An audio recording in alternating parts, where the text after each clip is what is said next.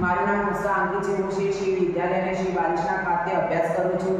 અમે એક સ્ટાર્ટઅપ શરૂ કરેલ છે જેના અંદર અમે વિઘટનશીલ કુંડા બનાવેલ છે. તેને બનાવવા માટેનો અમારો હેતુ એ હતો કે આજકાલ પ્લાસ્ટિકનો ઉપયોગ વધી રહ્યો છે અને પ્લાસ્ટિક એ અવિઘટનશીલ કચરો છે અને તેનું વિઘટન પણ સરળતાથી થતું નથી. માટે આપણે તેનો કોઈનો કોઈ વિકલ્પ તો લાવવો જ જોઈએ. તે માટે અમે આ વિઘટનશીલ કુંડા બનાવ્યા છે.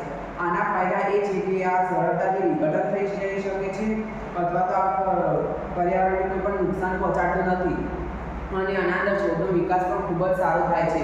અને જ્યારે ઉનાળામાં એટલે કે વધુ ગરમી હોય છે ત્યારે પ્લાસ્ટિકના કુંડા એ થોડા ઘણા કેમિકલ રિલીઝ કરે છે, પરંતુ આનો કોઈ પણ એવો સાઇડ ઇફેક્ટ નથી. અને આપણે જો જમીનમાં નાખી દઈએ તો આ ફક્ત 4-5 દિવસમાં વિઘટન થઈ જાય છે, પરંતુ પેલા જે ટેરેકોટા પોટ આવે છે તે 4-5 દિવસોમાં વિઘટન થઈ શકતા નથી.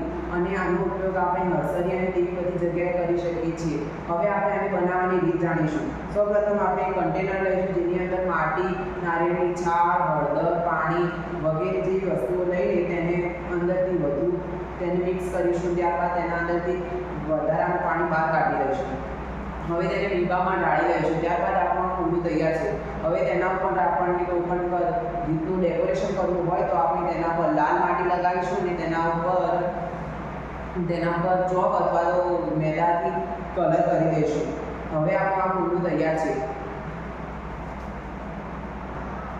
જો મને આની અંદર ગ્રાન્ટ આપવામાં આવશે તો મને મજબૂતાઈ વધારવા માટે પ્રયત્ન કરીશ અને આને ખૂબ સરસ બનાવીશ અને વોટરપ્રૂફ પણ બનાવીશ. લોકોને જાગૃત કરવા માટે આ પ્લાસ્ટિકના અંગે લોકોને જાગૃત કરવા માટે હું સોશિયલ મીડિયા દ્વારા અને બીજા બધા પ્લેટફોર્મ દ્વારા તેમને જણાવીશ.